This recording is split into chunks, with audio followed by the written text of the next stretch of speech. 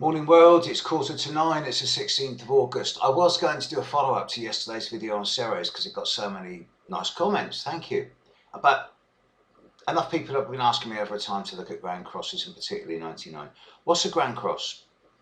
A grand cross is when the sun or the moon or the ascendant, midheaven, or any of the planets form a four-pointed star, equidistant from each other. 4 points, astrological points, 90 degrees or 180 degrees apart from each other, creating a square-shaped box pattern with a cross in the middle.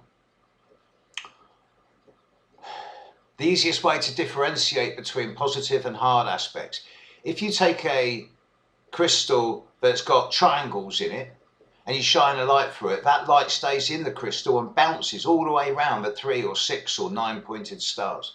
If you take a crystal that structure is made of squares or cubes and you shine a light through it, it goes in one corner and out the other. It doesn't bounce around. It's hard. There's been a few grand crosses recently. Grand crosses are not uncommon, okay? It's just that the severity and the magnitude of the grand crosses in the last 15 years have been uncommon. In fact, unique. The Grand Cross in 1999, which I was privileged to be a direct part of, took place in, what was that, mid fixed signs. You had Uranus in mid-Aquarius, Saturn in mid-Scorpio, Mars in mid-Taurus, and then the total eclipse of the Sun in mid-Leo, early mid-Leo, and this focused on the 11th of August 1999. I saw that eclipse. I was down in southwest England. Admittedly, it was cloudy, but I saw some strange phenomena there as well. Then there was the eclipse of August 2010. The Grand Cross of August 2010, where there was Saturn, let me get this right, Saturn opposite Uranus, Saturn at the start of Libra, Uranus at the start of Aries, Pluto at the start of Capricorn, and I think Mars at the start of Cancer. And that was a particularly difficult time, first week of August 2010. And but that was brief, short, sharp shock. There was the Grand Cross, or not really the Grand Cross, of recent times. Mars, Jupiter opposite Pluto, T-square Uranus, with the moon filling in, making a Grand Cross.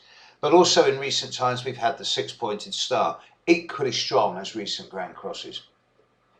But the Grand Cross that is to come in March, April, May of 2014 is as significant, if not stronger, than the 1999 Grand Cross. The 99 Grand Cross, I was really expecting massive changes in the world. The middle of the fixed signs, the cross-quarter points.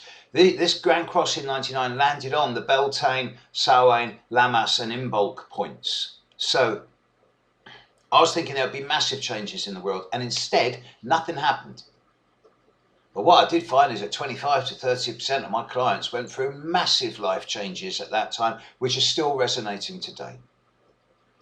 The 2014 Grand Cross, Pluto in early mid-Capricorn, Uranus in early mid-Aries, Jupiter in early mid-Cancer, and then Mars moving forward, backward and forwards again in Libra, a sign it really doesn't like, over a 10-week period opposite Uranus and square Jupiter and Pluto, creates